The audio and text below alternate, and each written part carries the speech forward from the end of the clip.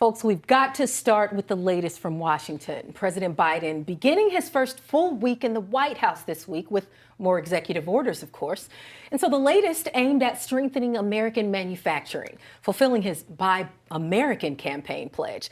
Biden is directing federal agencies to acquire more goods and services from the United States, companies and workers. And so Biden also signed an order today reversing a Trump-era Pentagon policy that largely barred transgender individuals from serving in the military. And for more, let's turn to Bloomberg White House reporter Jennifer Epstein. Jennifer, I want to first start with comments that the president made earlier today on another top priority of his, COVID-19 relief. He's saying he's optimistic about a stimulus. I want to play you this quick tape. We can't afford not to invest now. We can't afford to fail to invest now.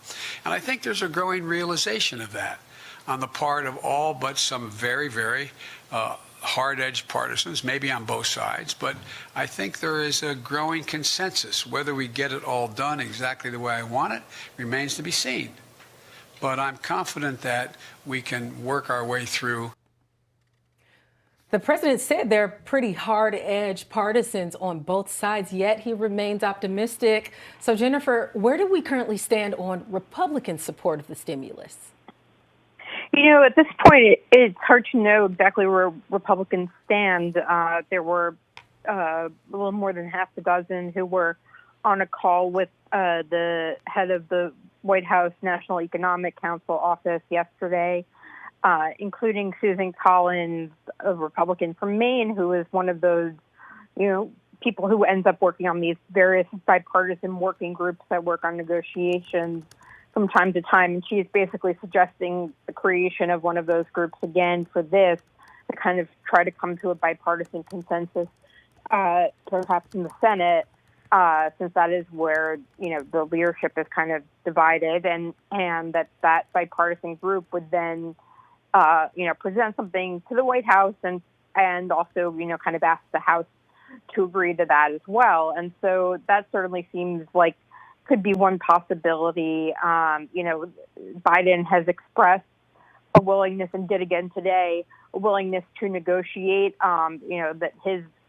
$1.9 trillion bill is the starting point for these talks.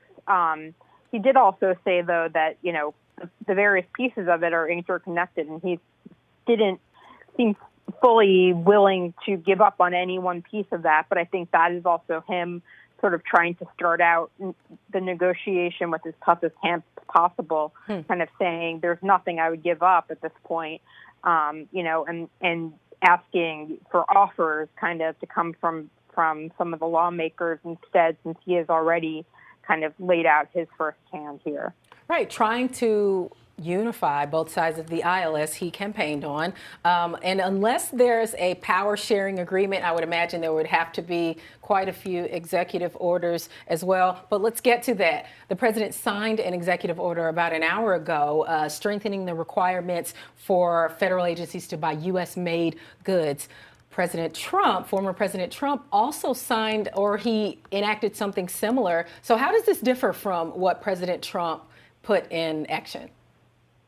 Well, it's just supposed to be, it's a stricter requirement for government agencies to buy American or to get a waiver if they, and for those waivers, Biden is calling for those waivers to be made public. So there would be an explanation of why a certain federal agency did not believe that it could use a U.S.-made product for its need.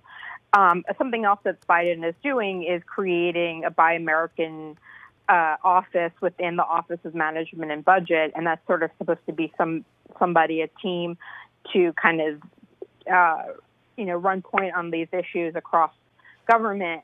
Something else that he's doing that's very different from what Trump administration did is ordering the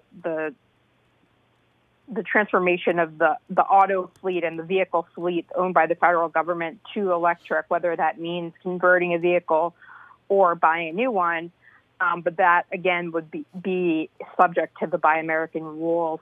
So all of this is really aimed at spurring U.S. manufacturing and to use kind of existing federal spending that's going to happen no matter what, to do more to boost American companies rather than some of that money going overseas.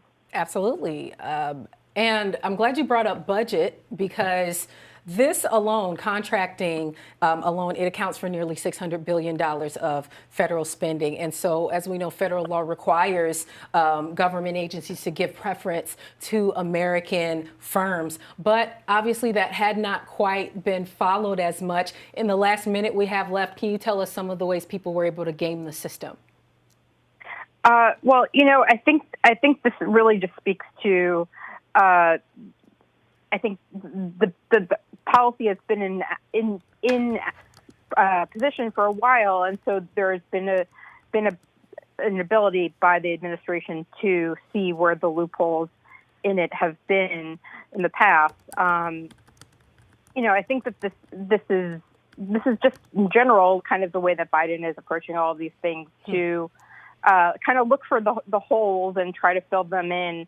And to take kind of the low-hanging fruit where they see it, and then kind of go for things that are a little bit more difficult after that. But to start with sort of those easiest things in this first kind of set of executive actions.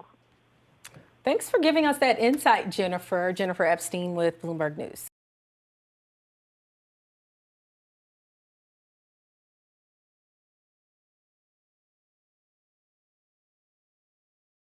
The biggest stories the moment they happen from around the globe. Subscribe to Bloomberg Quick Take now for insight in an instant.